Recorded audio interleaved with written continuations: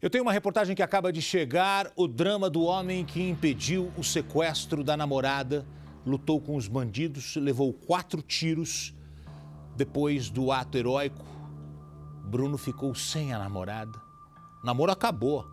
E com ele só ficaram as sequelas dos tiros e uma dívida gigantesca no hospital em que ele foi atendido e que ficou entre a vida e a morte. Veja essa história da vida real. O rapaz, nesse ato heróico, ele enfrentou os bandidos.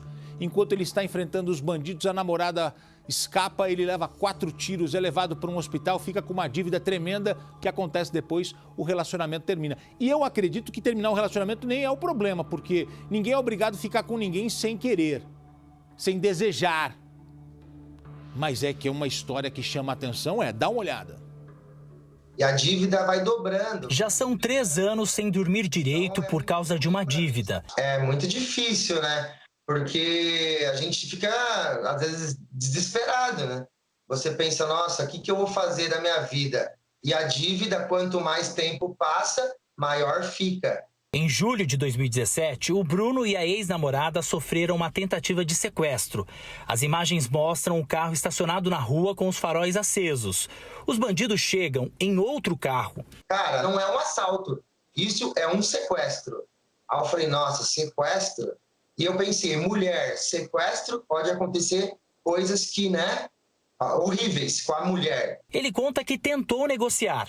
Aí, o que aconteceu? O cara pegou ela e colocou no carro deles. Então eu falei, ela já tá sequestrada, né? Eu vi ele fechando a porta e sentando ao lado dela. E eu fiquei com o outro cara. E eu falei, pelo amor de Deus, me deixa, deixa eu ir com vocês.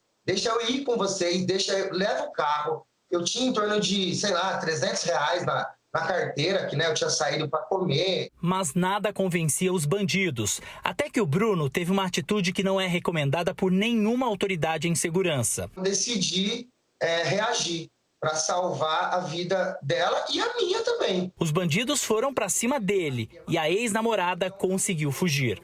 As imagens também mostram o momento em que o carro desce a rua com uma das portas aberta. Só que enquanto ela fugia, soltava o freio de mão, o outro, que era o motorista que estava com ela no carro, começou a me bater.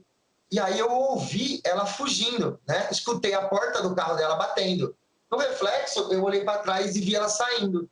Quando eu vi ela saindo, falei, os caras estão aqui comigo. Falei, ela fugiu. Nem sei, lápis de segundos. O que aconteceu? Eu peguei e falei, agora é tudo ou nada. Eu já tinha tomado um tiro. Foram 4 tiros que atingiram o Bruno. Os tiros acertaram as costas, o pescoço e a região do tórax do Bruno. Apesar da gravidade, ele não perdeu a consciência. A namorada dele na época e os vizinhos chamaram o resgate, mas no momento de desespero, ele pediu para alguém colocar ele dentro do carro e levar para o hospital mais próximo. Foi isso que aconteceu. O Bruno foi levado para o Hospital Portinari, que fica aqui na zona oeste de São Paulo, um hospital particular. Não era público, ele era um hospital particular. Só que aí a gente pensa o quê? É uma questão de vida ou morte, né? Bruno diz que ficou cerca de 12 horas na UTI do hospital, até ser transferido para um outro hospital público no Tatuapé, zona leste de São Paulo, onde ficou internado por 15 dias.